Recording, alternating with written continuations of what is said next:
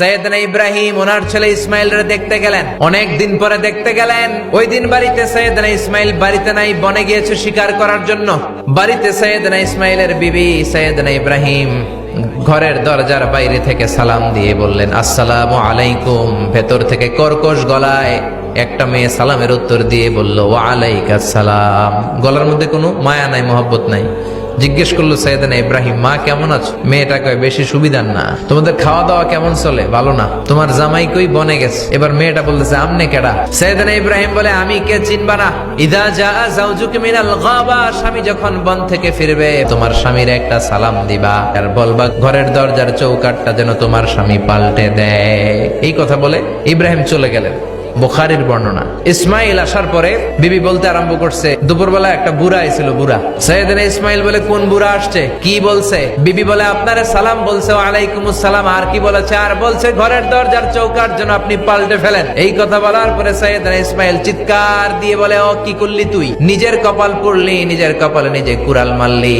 দেখে বললে, এটা বুড়া না, এটা তোর শ্বশুর। এইটা আমার বাবা ইব্রাহিম খলিল। আমার বাবা যা বলেছে এর মানে হলো তোরে যেন আমি তালাক দেই। আই ডিভোর্সড ইউ, তোরে তালাক দিয়ে দিলাম। বাবার খুশির জন্য তালাক দিয়ে দিস। আপনার আব্বাও যদি আপনার বউরে এমনি তালাক দিয়ে ফেলতে বলে, দিবেন নাকি? আবার দিয়েন না, মুসিবত আছে। আপনার বাবাও বাবা, সাইয়েদনা ইসমাইলের বাবা, ইব্রাহিমও বাবা। সাইয়েদনা ইব্রাহিম মন গড়া কথা বলতেন না, আকাশ থেকে ওহী আসলে বলতেন। তালাক দিয়ে দিলেন বিবিকে। নতুন সংসার শুরু হলো। আরেকটা বংশীয় নেককার মেয়েকে বিয়ে করলেন।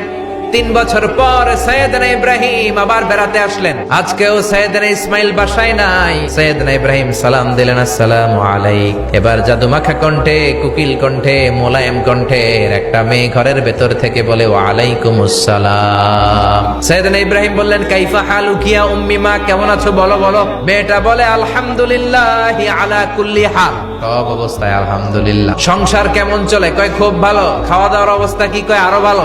এবার মেয়েটা বলে, কে আপনি? এই মরুভূমির মাঝখানে রৌদ্রের মধ্যে দাঁড়িয়ে দাঁড়িয়ে কথা বলেন, কেউ তো কোনোদিন আমাদের খোঁজ নিতে আসে না। কে আপনি? ঘরে আসেন।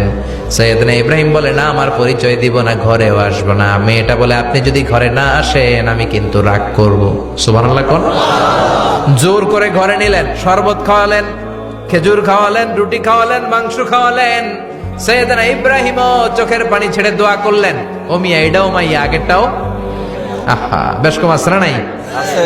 সাইয়েদনা ইব্রাহিম মাথায় হাত বুলিয়ে দিয়ে দোয়া করলেন আর বললেন, ইদা জা যাওজুকা মিনাল গাবা, তোমার স্বামী যখন বন থেকে ফিরে আসবে, ফাকরাই আলাইহিস সালাম, তোমার স্বামীর একটা সালাম দিবা। ওয়া মুরিহি আন ইউসবিতা আতাবাতা বাবিহি, আর বলবা ঘরের দরজার নতুন চৌকাঠ যেন জীবনেও না পাল্টায়। চলে গেলেন। ইসমাইল আসলেন। বিবি বলল, নুরানি চেহারা এর এক আল্লাহর ওলির মতো মুরব্বী লোক আসছিল। মুরব্বী আসছে শুনে ইসমাইল তো ভয় পেয়ে গেলেন। কিরে, আগে তো একটা ঘটনা ঘটছে, ঠিক কিনা? কেমন আচরণ করেছিস বল। বিবি বলে, আপনি ভয় পাবেন না, আমি খুব ভালো আচরণ করেছি, আপ্যায়ন করেছি। তিনিও খুশি হয়ে আমার মাথায় হাত বুলিয়ে দোয়া করে দিয়েছেন আর বলেছেন, ঘরের দরজার নতুন চৌকাঠ যেন জীবনেও আপনি না পাল্টান। সুবহানাল্লাহ। সাইয়েদনা ইসমাইল বিবিকে জড়িয়ে ধরলেন। যেই মুরব্বী লোকটা এসেছিল সাধারণ কোনো মানুষ নয়, তোমার শ্বশুর আমার বাবা ইব্রাহিম খলিল। আমার বাবা যেই কথা বলে গিয়েছেন, যে ইঙ্গিত দিয়েছেন, এটা তো গ্রিন সিগন্যাল। আমার বাবা বলেছেন, তোমার যেন কোনোদিন তালাক না দেই, তোমার যেন ছেড়ে না দেই।